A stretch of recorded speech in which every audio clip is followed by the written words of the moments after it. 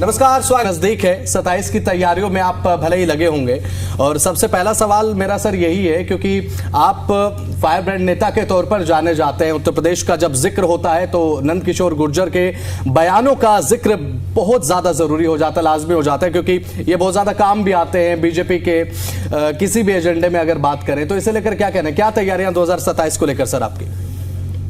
देखिए, 27 को लेकर के तैयारी है ऐसा कोई हमारे यहाँ नहीं होता है। हमारे यहाँ तो चुनाव जिस दिन हुआ उस दिन से लेकर के जब तक चुनाव होता है 24 घंटे तैयारी रहती है। कार्यकर्ता भारतीय जनता पार्टी के जो काम पार्टी देती है, संगठन देता है, उसको करते रहते हैं। तो हमारी पार्टी संगठन आधारित पार्टी है, तो कोई ऐसा विषय नहीं होता है कि चुनाव में तैयारी करनी है।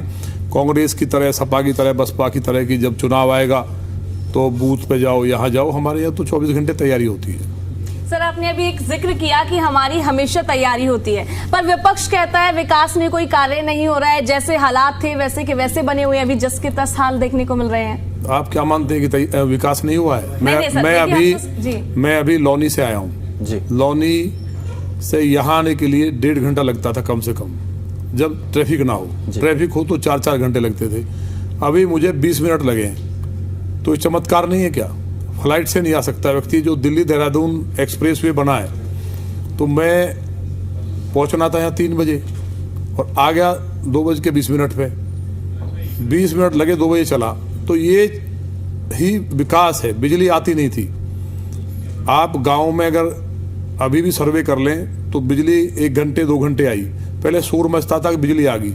अब बिजली जाने पर लोग कहते हैं बिजली कैसे चलेगी। 22 आवर तक गांव में लाइट आ रही है, 24 आवर आ रही है डिस्ट्रिक्ट पे। ये जो बदलाव है एक दिन में नहीं हुआ है। मेरे अपनी विधानसभा की बात कर लें तो एक भी सरकारी स्कूल नहीं था जी। 2 इंटरमीडिएट बनाए। लगभग 14 लाख की आबादी में गर्ल्स के लिए या बॉयज़ के लिए कोई डिग्री कॉलेज नहीं था। डिग्री कॉलेज बना, हॉस्पिटल नहीं, हॉस्पिटल बनी, मेट्रो आई, तमाम सीवर से लेकर के इतना विकास कार्य हुआ है कि मतलब इसी तरह से कोई विधानसभा ऐसी नहीं है जहां 1000-2000 करोड़ का काम ना हुआ हो। कोई सरकार या कोई विधायक जो विपक्ष के हैं अपनी विधानसभा में 20 करोड़ का काम नहीं बता सकते। तो ये सारा जो जनता जानती है, इसलिए तो लगातार भारतीय जनता पार्टी को चुन रही है जी।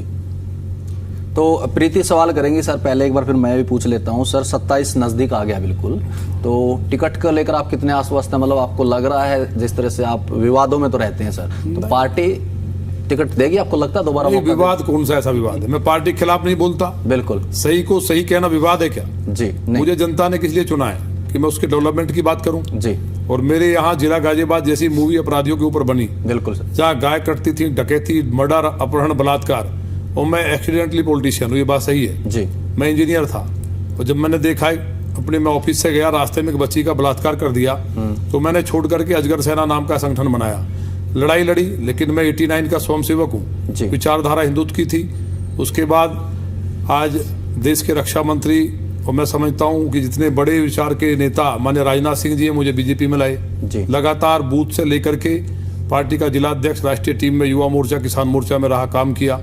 तो पार्टी ने पहले भी टिकट दिया, इस बार दिया।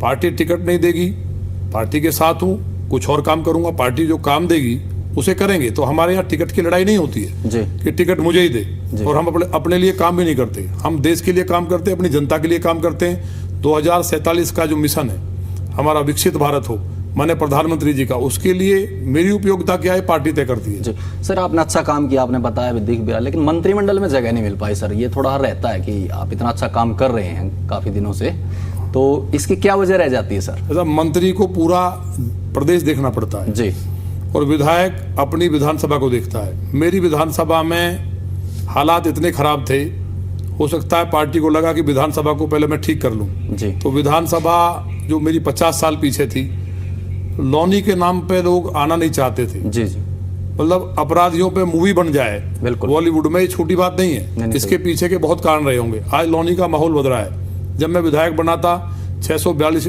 इंडस्ट्री थी और फैक्ट्रियाँ थी, आज वहाँ 3348 फैक्ट्रियाँ हैं। तो ये माने योगी जी का जो लॉ एंड ऑर्डर है, और देश के यशस्वी प्रधानमंत्री और दुनिया के सबसे लोकप्रिय नेता माने मोदी जी ने जो निवेश को, जो दुनिया के लोग यहाँ आज निवेश कर रहे हैं इंडिया में, या इंडिया के लोग जो यहाँ की सुरक्षा, कानून व्यवस्था को देखते हुए उत्तर प्रदेश में इंडस्ट्री लगा रहे हैं जी। तो ये उसी का परिणाम है। तो उसको ठीक करना मेरी पहली ड्यूटी है। जब लॉनी ठीक हो जाएगी तो पार्टी हो सकता है विचार करे। जी सर, सोशल मीडिया पे आपका एक बहुत ही वायरल हुआ है कि गाय काटने वालों की गर्दन काट दो, कितनी सच्चाई है इस बात पर? नहीं, देखिए ये ऐसा नहीं है, वो कंडीशनल है। गाय हमारी माता है, गाय विश्व की माँ है, ये वेद कहता है। वो सनातन की माँ है, मेरी निजी माँ जो मेरी माँ है। अगर उसको कोई गर्दन काटने जा रहा है तो क्या मैं उसको छोड़ देना चाहिए? सेल्फ डिफेंस का अधिकार हमें कॉन्स्टिट्यूशन ने दिया है, संविधान ने दिया है जी। तो संविधान के मैंने कंडीशनली ये बात कही कि अगर कोई गाय को काटने जा रहा है, वो मारने ही वाला है, तो उस टाइम क्या ये कहेंगे पुलिस वाले भाई साहब आ जाओ बचाओ मेरी माँ को? तो मुझे अपनी माँ को बचाने का अधिकार है। ऐसे टाइम पे अगर कोई गाय को काटने आए तो जब तक वो काटे उससे पहले उसकी गर्दन काट दो। तो इसमें मैंने कोई गलत बात नहीं कही, मैंने कहा है बिल्कुल। और सर एक और बात बड़ी चर्चाओं में रहती है, इस तरीके के आरोप लगते हैं बीजेपी पे कि जब चुनाव नजदीक होता है तो बीजेपी एक धार्मिक कार्ड खेलती है और हर चुनाव में भारतीय जनता पार्टी की प्लानिंग यही रहती है कि भाई धार्मिक कार्ड खेला जाए। और जैसा कि आपने कहा कि भाई इंजीनियर था मैं और एक्सीडेंटली पॉलिटिशियन बन गया, तो ये भी चर्चाओं में बड़ा रहता है। राजनीतिक पंडित जो लोग हैं कि भाई नंद किशोर गुर्जर जो हैं वो सोशल इंजीनियरिंग करने का काम करते हैं बीजेपी के लिए। नहीं, ऐसा नहीं है। ये सब देखिए, बीजेपी में माननीय प्रधानमंत्री जी या हमारी पार्टी का जो विचार है, 140 करोड़ लोग जो भारत के हैं, जो भारत को अपना देश मानते हैं, भारत के लिए जीते हैं, जो लोग भारत में रह के पाकिस्तान की बात करते हैं या गजवा हिंद की बात करते हैं, उनको छोड़ दो। हम सभी के लिए काम करते हैं, किसी के साथ भेदभाव नहीं करते। सोशल इंजीनियरिंग जैसा कोई विषय नहीं है। बीजेपी में राम अल्लाह मस्जिद है, राम तो मुसलमानों के भी हैं। 1400 साल पहले इस्लाम आया। इस बात को सही अगर मुसलमान मान ले, इस तरह से अभी आपने देखा वंदे मातरम को किस तरह अरब कंट्रीज में प्रधानमंत्री जी के सामने गाया। लेकिन हमारे यहाँ जो कठमुल्ले हैं, जो मस्जिदों में बैठे हैं, जिनको ना कभी पढ़े हैं ना को बोलने का पता है, उनको फंडिंग होती है। वो फंडिंग के आधार पर जो यहाँ का मुसलमान जो पढ़ा लिखा नहीं है, गरीब है, जिनके साथ मुझे लगता है कहीं ना कहीं बहुत अत्याचार हुए हैं, वो हिंदू ही तो थे पहले।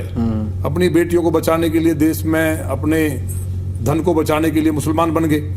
तो उनको लोग गुमराह करते हैं, लेकिन हम तो सबको बराबर मानते हैं और जो भारत के साथ है वो हमारा है। तो इसमें कोई इंजीनियरिंग की बात मैं समझता हूँ है नहीं। जी सर, देखिए 2026 शुरू हो चुका है, 27 में चुनाव होने हैं। तो मेरा सवाल आपसे ये रहेगा, जब आपने चुनाव जीता उसके बाद अब तक विधानसभा में कितना विकास का कार्य हुआ है? जनता देख रही है, जनता को बताइए क्या क्या स्टेप्स आपकी तरफ से उठाए गए हैं। अगर मैं काम नहीं करता तो दूसरी बार जनता मुझे नहीं चुनती जी। मेरे विरोधी जो हैं आप जानते हैं, वो जेल से भी चुनाव जीते हैं और अभी कहीं दूसरी जगह से भी जीत करके विधायक हैं। उससे पहले और भी थे जो मेरे सामने लड़े। तो काम हुआ है लौनी में। तो सबसे बड़ी बात है सुरक्षा हुई है। 6 बजे के बाद वहाँ बेटे नहीं निकल सकते थे। अगर कोई व्यक्ति अपने ऑफिस से जाने में या कहीं से बिजनेस से आया है और 7 बज गए तो घर वालों को ये परेशानी होती थी कि किसी ने मार तो नहीं दिया है, लूट तो नहीं होगी है। तो बेटियों की बात तो छोड़ दीजिए, बेटियां तो निकलना ही बंद हो बिल्कुल। आज स्थिति ये है कि रात के 2 बजे 3 बजे कई बार मैं रात को खुद भी 2 रात खुद घूमता हूँ कि पुलिस वाले सो तो नहीं रहे हैं, कोई पॉल्यूशन तो नहीं फैला रहा है, अपराधी कोई चोरी डकैती तो नहीं डाल रहे हैं। तो मैं 2 रात किसी भी दिन पूरी रात घूमता हूँ जी, चौकीदार बन के। लौनी में सबसे ज्यादा रामराज है। जिस लौनी को अपराध की नगरी कहते थे, वहां अपराध नहीं है। कोई रंजिशन कोई घटना घटे तो अलग बात जी। तो उसलिए लौनी के अंदर बिजली का बिल्कुल जीरो थी जी। बांस की बल्लियों पे तार थे। 14 नए बिजली घर बने, 3 पे काम चल रहा है। हमारे यहाँ बिजली की समस्या बिल्कुल नहीं है, ये सभी मानते हैं। ट्रांसफार्मर बदलने के लिए बहुत मेहनत करनी पड़ती थी। 350 से ज्यादा ट्रांसफार्मर की क्षमता बढ़वाई। तो ये तमाम काम विद्युत का हुआ। एक भी इंटरमीडिएट नहीं था। मेरे दादाजी ने खुद एक इंटरमीडिएट बनाया था, गवर्नमेंट को दिया था 1948 में जी। और भी इस तरह समाज के सहयोग से बने थे। 2 सरकारी हमने बनाए इंटरमीडिएट। प्राइमरी स्कूल सारे ठीक किए। अपनी दीदी से डेस्क दी, गरीब के बच्चे जमीन बना बैठे हैं। इसके अलावा ITI, क्योंकि जो वहाँ से इंडस्ट्री लगी हैं तो जो ITI करने के बाद सैलरी उनकी ठीक हो जाएगी जी। डिग्री कॉलेज बेटियों का बना के तैयार कर दिया है। तो एजुकेशन के क्षेत्र में बड़ा बदलाव हुआ है। मेडिकल कॉलेज मीरपुर गांव में जी प्रस्तावित है। मुझे उम्मीद है जल्दी माननीय मुख्यमंत्री जी उसको भी पूरा करेंगे। पहली नगर पालिका जहाँ मेट्रो आई जी, एक भी हॉस्पिटल नहीं था। जो एक सीएचसी थी उसमें सुअर घूमते थे, भैंस घूमती थी, कोई किस तरह का इलाज नहीं था। आज हमने 2 हॉस्पिटल तैयार कर दिए 50-50 बेड के, हर वार्ड में डिस्पेंसरी है। मेट्रो लेके आए, सारे फ्लाईओवर्स बने, सीवर का काम पूरा लौनी में लगातार चल रहा है। हाईवे बनाए, दिल्ली सहारनपुर रोड को 2 बार बना चुके, लेकिन नगर पालिका में क्योंकि हमारा चेयरमैन नहीं है तो कहीं ना कहीं गड़बड़ रही, लेकिन उसको दोबारा पास कराया है। उसी की समस्या दिल्ली सहारनपुर रोड की जो वहाँ के दर्शक करते हैं, तो वो भी पास हो गया, उसको भी हम विदिन 1 वीक शुरू करने जा रहे हैं। तो कोई ऐसा इशू नहीं बचा है, बिजली का, सड़क का, पानी का, शिक्षा का, चिकित्सा का। लॉ एंड ऑर्डर के मामले में लौनी का थाना मैंने निधि से भी दिया है, समाज ने सहयोग किया है। उत्तर प्रदेश का सबसे शानदार थाना होगा, नंबर 1 थाना होगा। बिल्कुल सर। तो बहुत काम हुआ है, लगभग 12,000 करोड़ से ज्यादा का काम लौनी में अकेले हुआ है। सर, एक विधायक के तौर पे तो आपने अच्छा काम किया, आपने बताया ये, लेकिन ये कितना सही है कि सर एक विधायक हमें ये बताए कि ये फिल्म देखनी चाहिए, ये नहीं देखनी चाहिए, एक अभिनेता ये राक्षस है, ये वो है, तो ऐसे बयान क्यों सामने आते हैं सर आपके? देखिए, आप किसकी बात कर रहे हैं, आमिर खान की या शाहरुख खान की? आप बताइए तो सर, आपको बताइए। नहीं, देखिए, आमिर खान का भी एक विषय ऐसा ही था जी। आप बताइए, बच्चों के नाम आप तैमूर रखेंगे? नहीं बिल्कुल। तो ये इस देश को सोचना चाहिए कि नहीं? ये जो यहाँ पे रह रहे हैं, यहाँ का खाते हैं जी, और जिहादी मानसिकता से मूवी बनाते हैं, ब्राह्मण को दिखाएंगे कि वो बहुत बड़ा लालची है, पापी है, ठाकुर बहुत बड़ा अत्याचार करता है, मूवी बनाएंगे इस तरह की, और ये बताएंगे कि मौलवी एक मुस्लिम जो है वो बहुत बड़ा मसीहा है, जो अपनी बहन को बहन नहीं मानते। अभी एक बेटी मेरे पास कल आई, 4 लोगों ने हलाला किया उसका, आपके सामने कह रहा हूं मैं चैनल पे बैठ के। उसके भाई ने किया, उसके मित्र ने किया, उसके पिताजी ने किया, एक और ने किया, उसने कहा मैं मर चुकी हूं। तो उनको नहीं दिखाएंगे ये लोग। तो ऐसा नहीं है, मूवी जैसे शाहरुख खान का मसला था जी।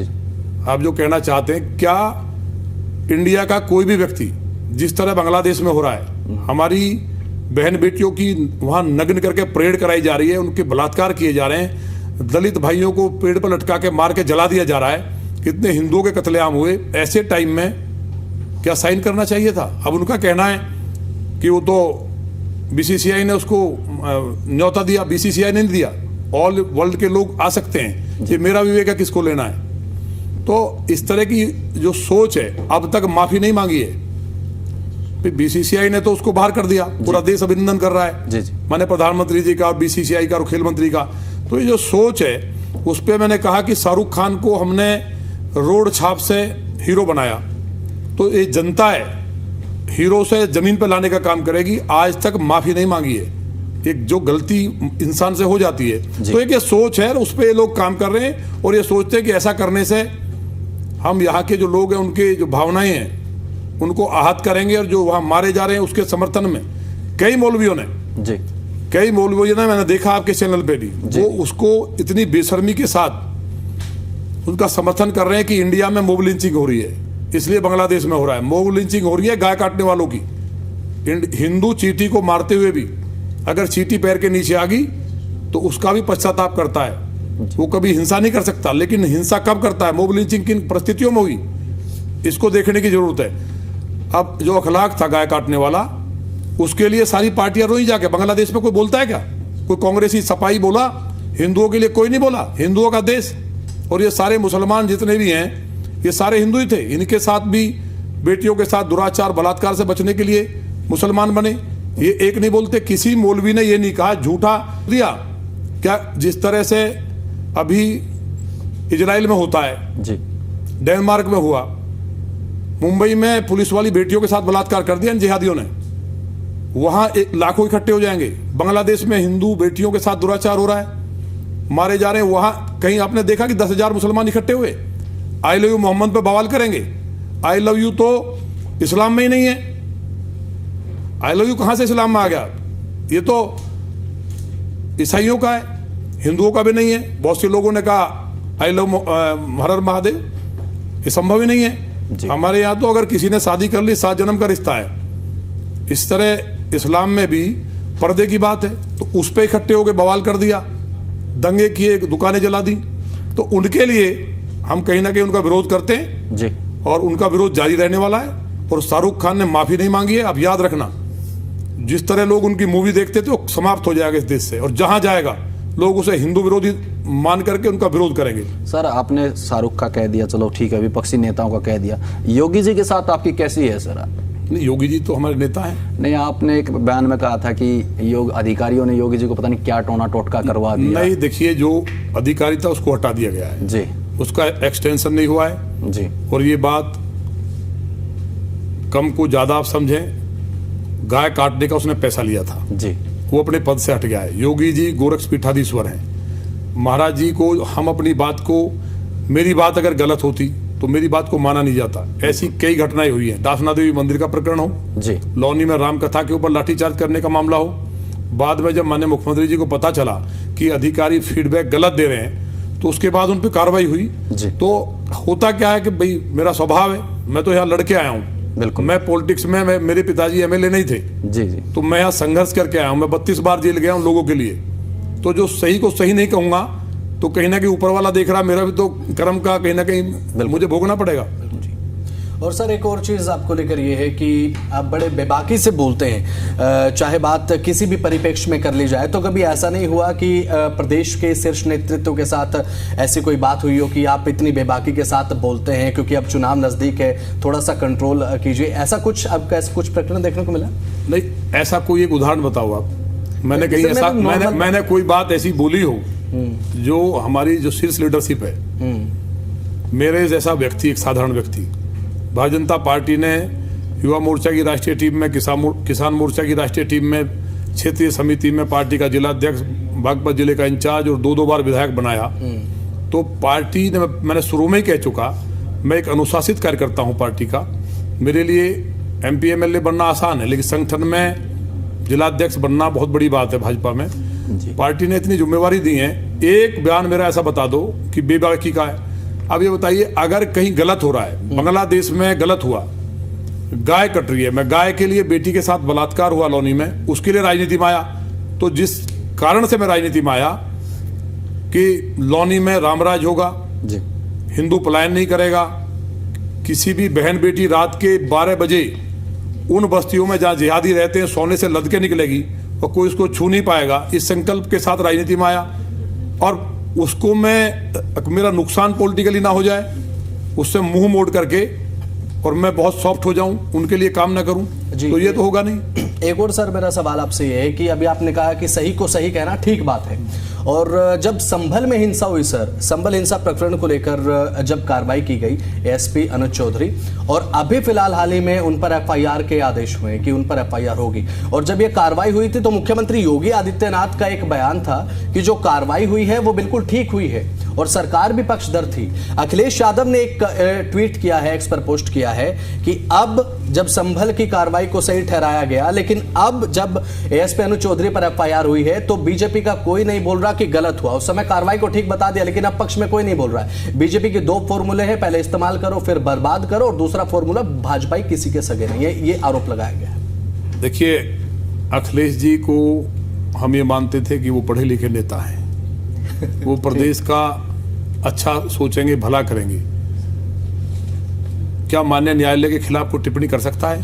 बिल्कुल सही बात। न्यायालय ने कोई केस दर्ज किया, उन्हें दोषी नहीं ठहराया है, वो दोषी नहीं ठहराए गए हैं, बिल्कुल। तो उसमें वो जांच होगी। किसी ने अगर कोई कोर्ट गया है तो कोर्ट में कोई भी जा सकता है, बिल्कुल। यही लोकतंत्र है। जितनी संस्थाएं हैं, न्यायालय हो, चुनाव आयोग हो, जितनी जांच एजेंसी है, सभी के ऊपर सवाल उठाते हैं। ये वही लोग हैं, पूरा देश और प्रदेश जानता है जो भी आपको सुन रहे हैं आज। क्या माननीय अखिलेश जी ने पहली सरकार बनते ही, पहली कैबिनेट में, केवल इंडिया नहीं, दुनिया के डेमोक्रेटिक हो या कहीं तानाशाही हो या राजतंत्र हो, किसी भी देश में ऐसा कहीं निर्णय नहीं हुआ कि अपने देश के नागरिकों को बम से मारने वाले, उनकी हत्या करने वाले आतंकवादियों को पहली कैबिनेट में रिहा करने का प्रस्ताव पास किया हो, जिसको माननीय न्यायालय को रोकना पड़ा और कहना पड़ा आतंकवादियों को अभिनंदन करो। कार सेवकों पर गोली चलाने वाले, बेटियों को बलात्कार करने वाले, उत्तर प्रदेश भूला नहीं है। पूरे प्रदेश को लूटा जाता था, बलात्कार होते थे, डकैतियां डलती थी, गहरे गहरे गड्ढे थे, बिजली आती नहीं थी। उत्तर प्रदेश का मतलब था जैसे दिल्ली से फ्लाइट से उड़ते थे तो घूप अंधेरा होता था, मतलब उत्तर प्रदेश आगे।